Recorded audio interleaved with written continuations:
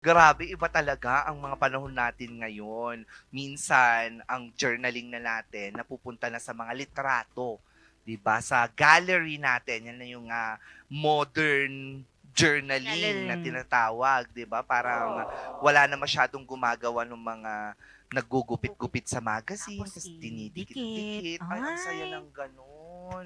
When I was still young, I Hmm. was not doing it. Ah, Hindi, pero I try doing journaling. Pero yun mm. nga lang, matrabaho din siya. It takes a lot of time to Mm. actually create a journal na talagang maganda din, in fairness. Kasi it's also an art. Yeah, actually, ang dami Mm-mm. ngang usong-uso yun noon, parang kokonti na lang gumagawa ngayon nun. Oo, konti na lang. Pero lalo na sa mga kabataan ngayon, may oras Yes. pa ba silang gumawa? Yan ang tanong. Kaya naman, Gen Z Journaling, creative outlet na ginawang daily trip ng kabataan. Alamin natin yan dito sa Gen Jancy's. Z's.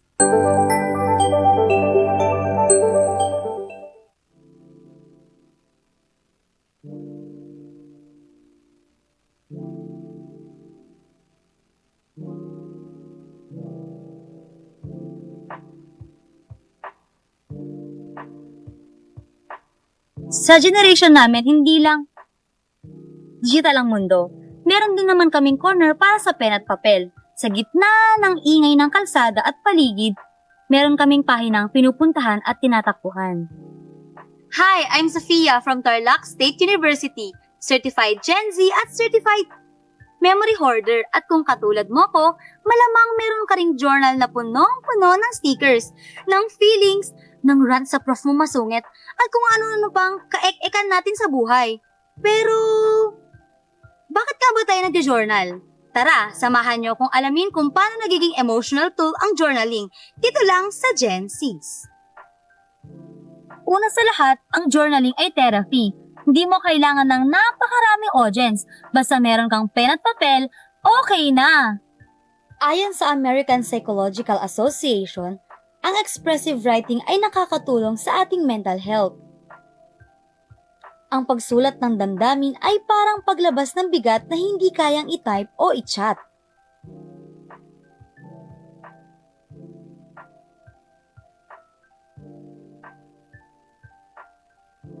Dati yung journaling para sa akin, ano lang, parang typical na dikit-dikit, sulat-sulat, gano'n. Kasi nag-start akong mag-journal, para lang siyang talagang dear diary na typical para sa mga bata. So, mga elementary pa lang ako. Tapos nag-continue yung pag-journal ko hanggang na grade 6 and high school. Nung nag-high school na ako is more on collection na ako ng mga pictures, like yung bata pa ako hanggang sa lumaki ako ng lumaki. So, parang kinocompile ko dun yung stages ng buhay ko. Pero syempre, hindi lang basta-basta sulat, ano ka ba? Minsan art form din ang journaling. May color palette, may stickers, at syempre, may theme at layout.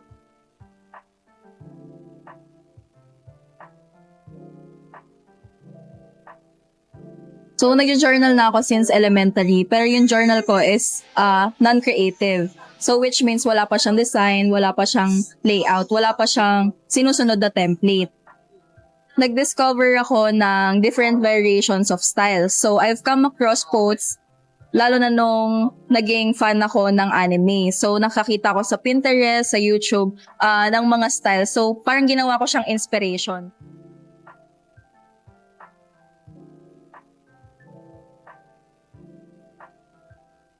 So, sa pagpili naman nung kung paano ko gagawin yung layout or spread ng journal ko, is first is resources. Kunyari gusto mong gumawa ng something lively, pero kulang ka sa resources, kailangan mong humanap ng alternative for that. So, pangalawa naman is content. About saan ba yung gagawan mo ng spread or ng journal? Kunyari ako, I'm into anime journal.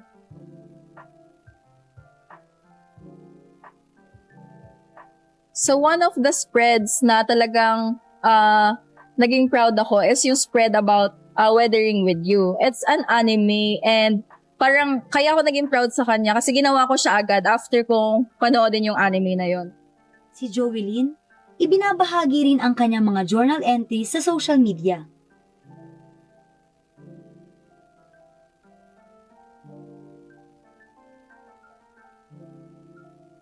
But when you're journaling, nalalabas mo lahat. Yung raw emotions, yung gusto mo talagang ilabas without filter. Para sa iba, ang journal ay secret. Para sa ilan, ito ay archive ng kanilang growth. Pero para sa karamihan, ito ay ang tahanan ng ating totoong sarili.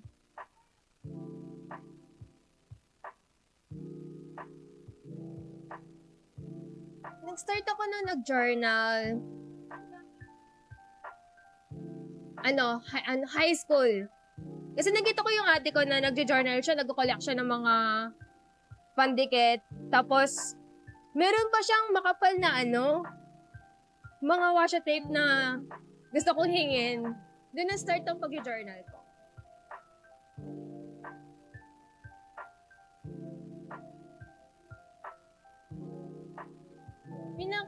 Masasabi ko na nagbago na ba ako o habang binabasa ko yun. Nung binasa ko yung unang journey ng journal ko, masasabi ko talagang nagbago na ako. Pero at the same time, nandun pa din yung ako na nandito sa journal. Kasi parang hindi naman nagbago yung pag-uugali ko simula noon na nagjo-journal ako. Kasi nakukwento ko dito yung mga nangyayari sa buhay ko.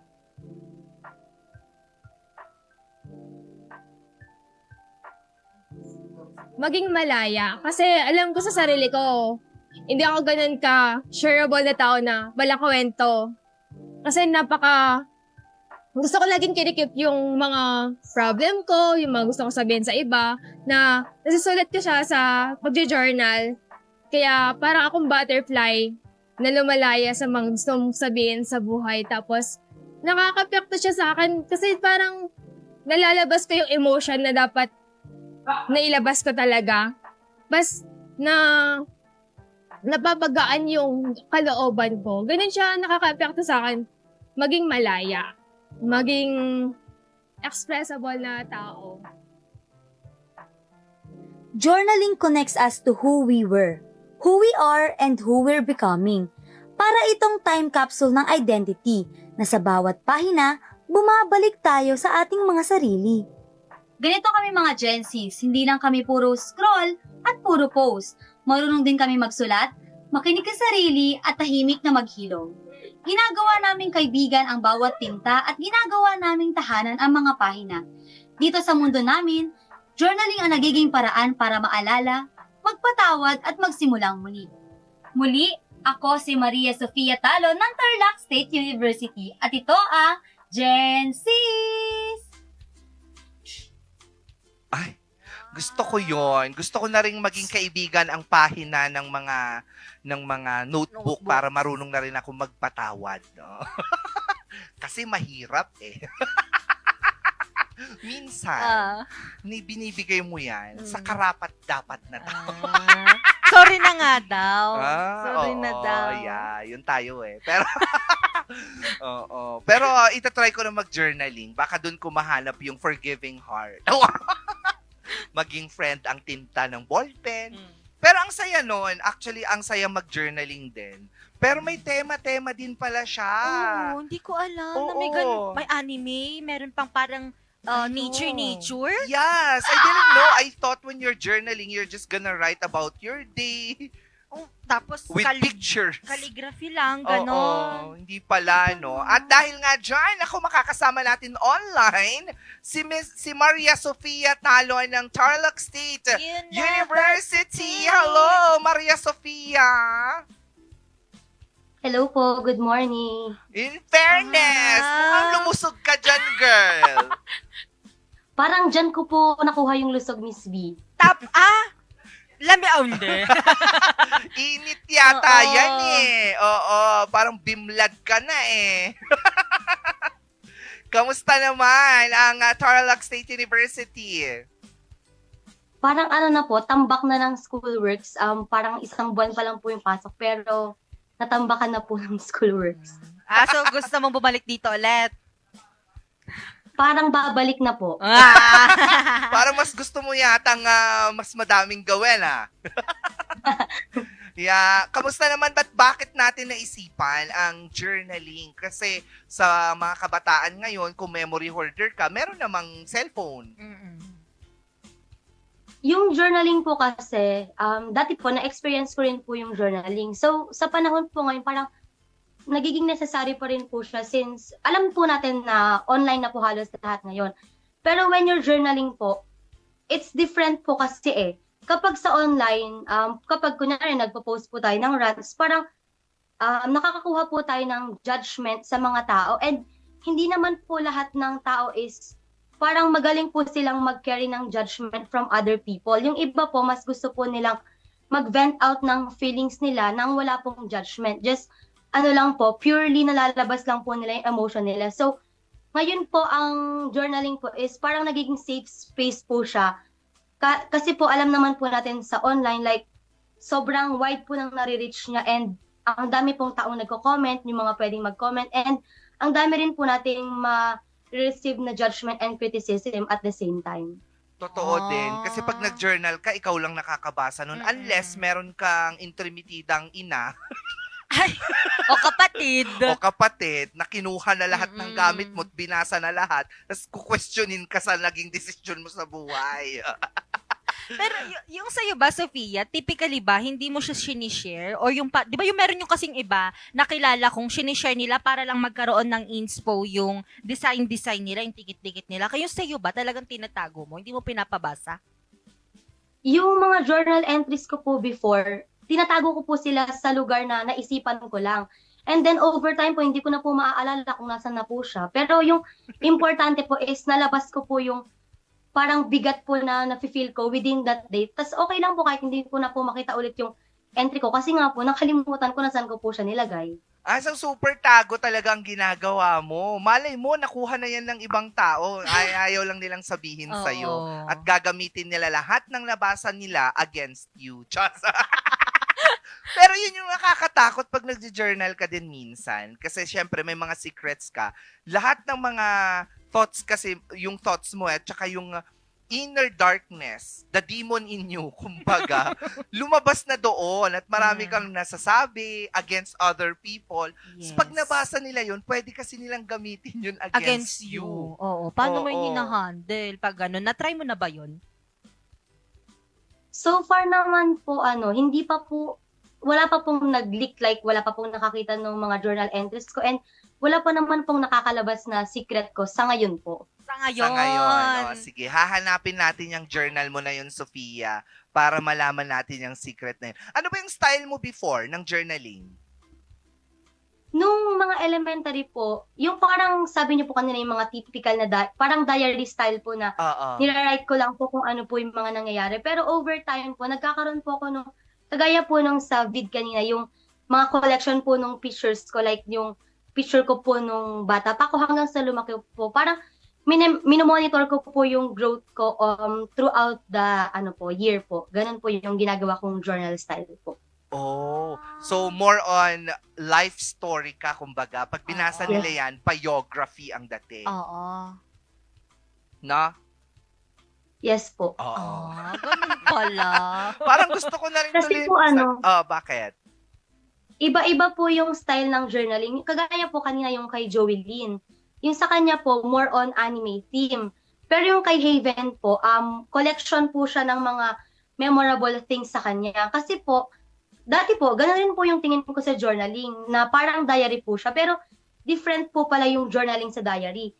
Kasi sa diary po, nire-write lang po natin kung ano po yung nangyari sa atin throughout the day. Yung journaling naman po, mas nag-dive deep po siya sa parang more on deep na emotions po natin, na nilalabas po natin. And mas lumalabas po doon sa journaling na nakaka-help po siya i-assess yung emotions and feelings po natin kumpara po sa pagsusulat po ng diary. Ako na hindi ko na pa na-try. Mahirap pa mag-journaling. Hindi ko talaga siya na-try ever since. Siguro po meron po kasing mga nag-journal na super artistic po nila, kagaya po ni Joey. So, sa kanya po, nasabi niya po doon na mahilig po siyang gumawa ng theme. So, para po sa mga person na merong gifted na kamay, na magaling po talaga sa mga art, so, madali po sa kanila yung mag-decorate ng journals nila. Pero kung yung tinatanong niyo po is journaling as a general po, siguro lahat naman po ng tao kaya pong mag-journal kahit po yung wala pa pong experience before. Kasi nga po sa journaling, yun po yung nagiging safe space po natin para po i-vent out po yung feelings natin. So, I think anyone can do that naman po. Yeah, I think so. Yung mga team na ganyan, usually ang ginagamit kong team dati nung nagjo-journal ako, Team A eh. Kasi yung mga kakilala ko, Team B, Team C, ganun sila. Eh, nananalo lagi ang Team A. Tapos yung color namin nun, blue. Ganun ba ang Oo. theme, Sofia? Mali. Yung mga team po na ganun, kunwari po yon yung anime. Tapos pag minsan po, nature. Ganon. Akala Mga namin nature Team po, A, tas Team B. Yung sa mga nature po, may mga ganun na rin po. Tapos yung mga nagko-collect rin po ng mga memorable items, may ganun na rin pong team. So parang, kunyari po, yung kahit po yung ballpen na memorable sa kanila, nilalagay po Nakalagay. nila yung balot po or yung papel po na nakabalot sa Oo. pen mismo, yung tatak po, yun po yung nilalagay po nila sa journal po nila. Ako parang meron akong i-journal. Yung Ano? mga taong binigyan mo ng tiwala tapos hindi nila gagawin tapos masisira ang isang grupo ng dahil lang sa isang taong yon. Parang gusto kong gamitin yung journal na yun. Tapos may mga pictures sila. Na. May Parang collection na bagong ako team eh. po yan ng journal. Ha? 3 na ang collection ko sa Bagong journal. tema po yan. Ha? Bagong tema ng journal po yung ganyan. Oo, maganda. Parang yung sa Mean Girls, alam mo yung book nila Book doon. Ganun ba? Yun yung mangyayari. May 3 na akong may 3 na nga akong taong ilalagay doon. Yung isa katukayo ko pa.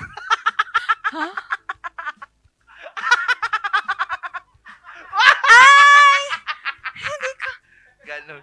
Taga dyan, sa TSU din. Diyos! Diba? Ang dami na, in fairness. Yung isa nandito sa Baguio. Oo. Yung isa nandun naman sa Isabela. Parang ang happy mag-journal. No, diba? Siguro po pwede naman po yung ganun, like, yung nararamdaman nyo po toward dun sa person, ilagay nyo na lang rin po siya sa journal. So, pag binubuksan nyo po yun, maaalala nyo po yung tao na yun po. Tsaka yung galit Mainis mo. ka. Mainis yung ka muli. galit. Ay nako, maraming salamat sa iyo, Maria Sofia ng Tarlac State University. Baka may nais kang batiin. Hello po sa mga teacher ko po sa TSU. Sana po wag nyo po akong i-drop kasi wala pa po kaming nagagawa. Thesis Saka nyo, po di sa ba? mga friends ko, hello. Thesis nyo ngayon, di ba? Parang ano po, thesis nga po yun. Oh, okay. O wag nyo po, Parang? wag nyo po siyang ibagsak. Oo. Parang lang naman Oo, eh. parang nag-effort din naman siya. Maraming salamat. Wala ka lang dagdag na babatiin? Yung mga friends ko po, sila Zyril, sila Lady, sila Joeline. Hello, sana magkita-kita na tayo ulit. Sila Ba't hindi pa kayo lang? nakikita-kita? Oo, nandiyan na kayo sa isang campus Parang magkakaiba po kami ng sked po. So parang hindi talaga kayo nagkikita sa mata. Yes Parang po. ganun na nga. Parang gano'n. Muli, that's Maria Sofia Talon ng Tarlac State University. Bye! Bye, Maria! Bye-bye po. Ayan. Di ba nakakatuwa naman? Parang gusto na-inspire talaga ako mag-journaling dahil dyan. Ang gaganda siguro mga magazine dati. Pero may mga magazine pa ba? Meron Meron pa. pa, di ba? Meron pa, pero hindi na siya ganun rampant. Mas Oo. mahal na rin siya ngayon. So mahirap nang maggupit-gupit. Maggupit-gupit. More on ano na po. Ipiprint mo na lang. Ah. Oo, i-print mo na lang siya, Oo. kumbaga. 'Di ba? Pag Parang- mag-journaling ka using a magazine. Wala. Or yung mga damit mo dati. Ito yung sinuot ko noon, tapos ibibigay mo din siya. Bless you. Gala na.